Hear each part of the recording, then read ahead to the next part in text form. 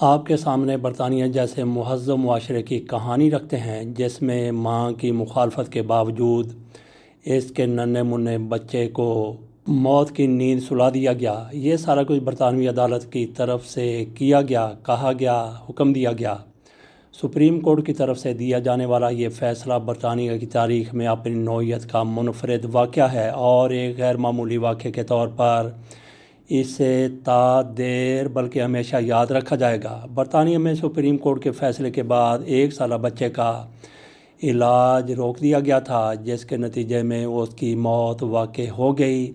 عدالت کے حکم پر اس کا مصنوعی آکسیجن کا آلہ ہٹا دیا گیا تھا اور اسے مرنے کے لیے چھوڑ دیا گیا اور بالآخر اس کے آخری سانس بھی جاتے رہے۔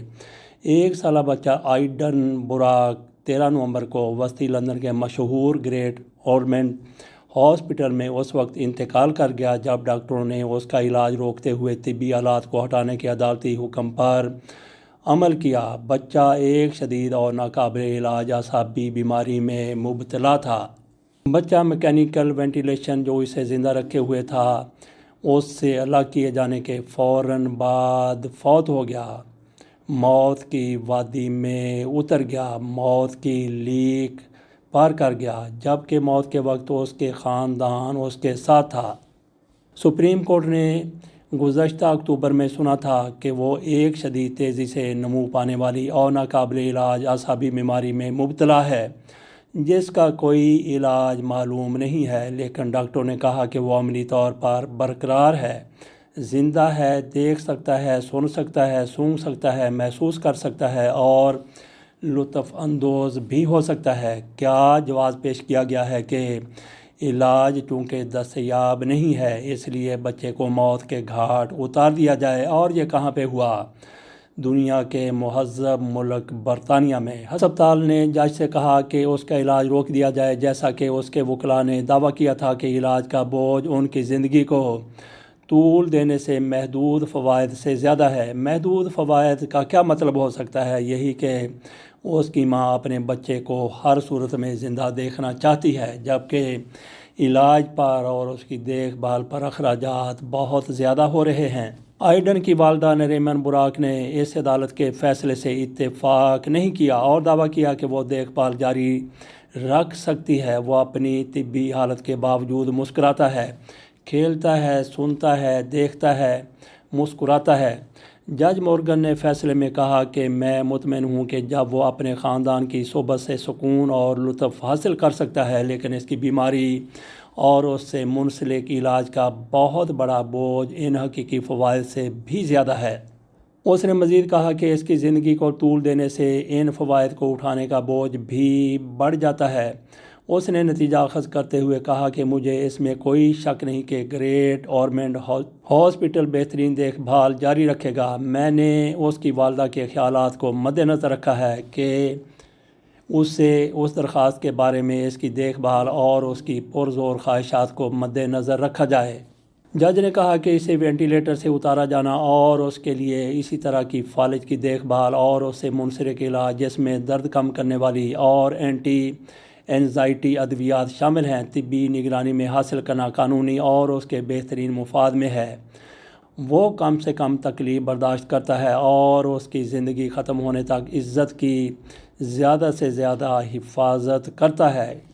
آئیڈن کو اس وقت گریٹ اورمنڈ اسٹریٹ ہاسپٹل میں داخل کیا گیا تھا جب وہ تقریباً 3 ماہ کا تھا اور جمعرات 13 نومبر کو اپنی موت تک وہ وہیں رہا۔ اس طرح وہ تقریباً 1 سال کے لگ بھگ وہاں پہ رہا ہے۔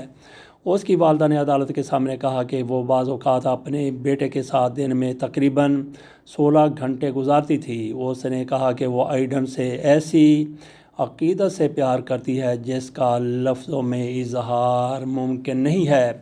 ماں نے بچے آئیڈن کی دیکھ بھال کی تعریف کی، لیکن کہا کہ ایک مختلف علاج کیا جا سکتا تھا جس سے وہ گھر واپس آ سکتا تھا۔ اس کی طرف سے ہسپتال کے وکیل ڈیورا پاول نے تحریری گزارشات میں کہا کہ آئیڈن ایک بہت ہی نایاب قسم کی جینیاتی عارضے کا شکار ہے جس کی وجہ سے پٹھوں میں گہری کمزوری پیدا ہوتی ہے۔ اس کی وجہ سے وہ خود ہی سانس لینے سے قاصر رہتا ہے اور اس کے اعضاء میں کوئی بے ساختہ حرکت نہیں ہوتی۔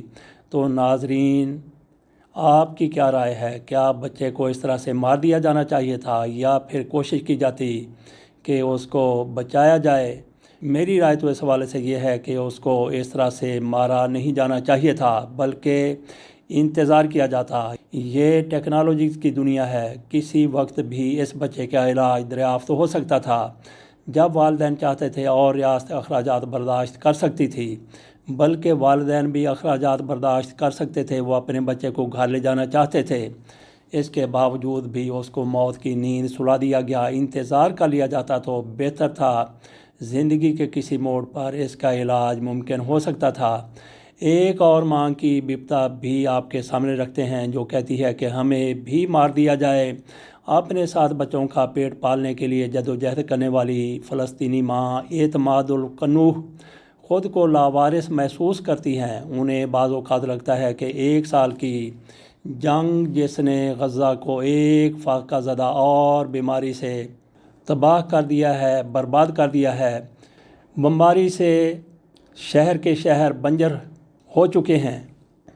اس کے بعد اس کے خاندان کے مصائب کو ختم کرنے کا بہترین طریقہ موت ہے۔ انہیں ایٹم بم گرانے اور اسے ختم کرنے دیا جائے۔ ہم یہ زندگی نہیں چاہتے جو ہم جی رہے ہیں، ہم آہستہ آہستہ مر رہے ہیں۔ ہم پر رحم کیا جائے، اور رحم کی یہی ایک طرز ہو سکتی ہے، قسم ہو سکتی ہے کہ ان کو بھی مار دیا جائے۔ ان بچوں کو دیکھیں، 3 لڑکوں اور 4 لڑکیوں کی ماں نے کہا، جن کی عمریں 8 سے 18 سال کے درمیان ہیں۔ اپنے قصبے دیر البلح میں خوراک کے لیے بے چین بچے ایک خیراتی مقام پر خالی برتنوں کے ساتھ جمع ہیں۔ امدادی کارکنان ایک بڑے برتن میں سے مسور کی دال کا شوربہ تقسیم کر رہے ہیں، لیکن یہ بھوک مٹانے اور بڑے پیمانے پر خوف و ہراس کو کم کرنے کے لیے قطعی ناکافی ہے۔ القنوع کہتی ہیں کہ یہ دیکھیے کہ یہاں پہ انسانیت کس طرح سے بے قدر ہے، کس طرح سے انسانیت کی تذلیل ہو رہی ہے۔ ہمیں ایک ایک کنوالے کے لیے لائنوں میں کس طرح سے کھڑا ہونا پڑتا ہے۔ ان کے خاندان کو اسرائیلی فضائی حملوں کا سامنا ہے، جس میں ایک طرف 45,000 لوگ جاں بحق اور غزہ کا بہت بڑا حصہ ملیا میٹ ہو چکا ہے۔ اسرائیلی بمباری سے ہاسپٹل محفوظ رہے، نہ گھر محفوظ رہے، پناہ گاہوں پر بھی حملے ہوتے رہے۔ تو اب تک 45,000 لوگ شہید ہو چکے ہیں، جبکہ پاہج ہونے والوں کی تعداد اس سے کئی گنا زیادہ ہے اور لاکھوں افراد نقل مکانی کر چکے ہیں۔ قنوع کہتی ہیں کہ کوئی ہماری طرف نہیں دیکھ رہا، کوئی ہماری پرواہ نہیں کرتا۔ میں عرب ممالک سے کہتی ہوں کہ وہ ہمارا ساتھ دیں، کم از کم سرحدیں ہی کھول دیں تاکہ خوراک اور سامان ہمارے بچوں تک پہنچ سکے۔ وہ سب جھوٹے ہیں، جھوٹ بولتے ہیں، وہ عوام سے جھوٹ کہہ رہے ہیں۔ امریکہ ہمارے خلاف اسرائیل کے ساتھ کھڑا ہے، وہ سب ہمارے خلاف متحد ہیں، صرف امریکہ اور اسرائیل ہی نہیں۔ یہ ہم نے آپ کے سامنے 2 ماؤں کی بپتا رکھ دی۔ اس کے ساتھ اجازت دیجیے، اللہ حافظ۔